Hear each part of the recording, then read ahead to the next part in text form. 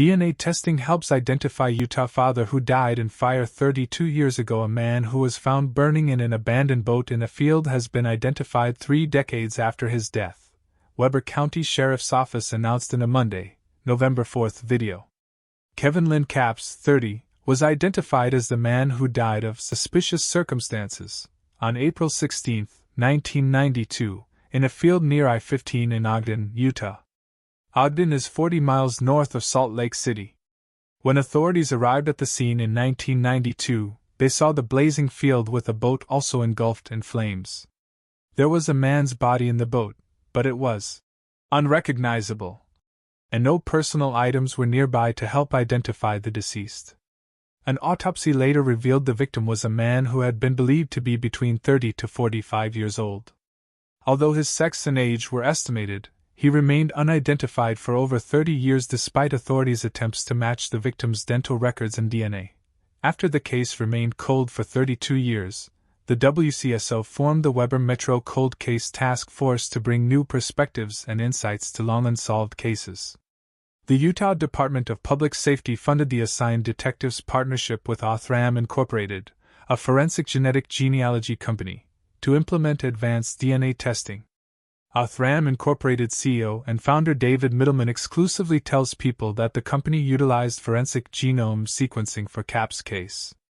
The sequencing allows for an analysis of evidence that historically has been considered not good enough for testing. Middleman explains.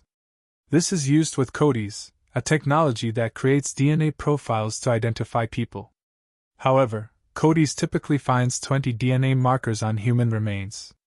When used in collaboration with forensic genome sequencing for Capps' remains, CODIS found around 500,000 DNA markers.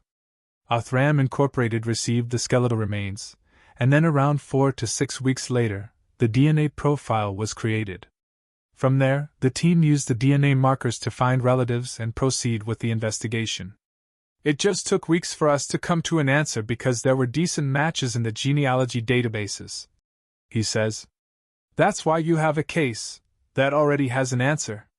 The investigative team also learned that Capps was survived by his 4-year-old daughter at the time, Chelsea Leroux.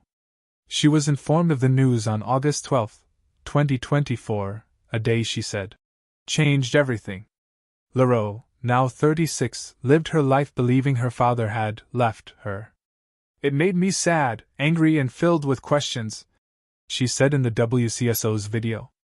She explained learning of her father's death gave her some closure. The day after I found out about Kevin, my mom and I went to the cemetery in Ogden, where he was buried in an unmarked grave, she said, adding that she will forever be grateful for the detectives who helped in this case. Anyone with information about the case and the circumstances leading to Capps' death is asked to contact deputies at 801-778-6646. Representatives for Weber County Sheriff's Office did not immediately respond to people's requests for more information.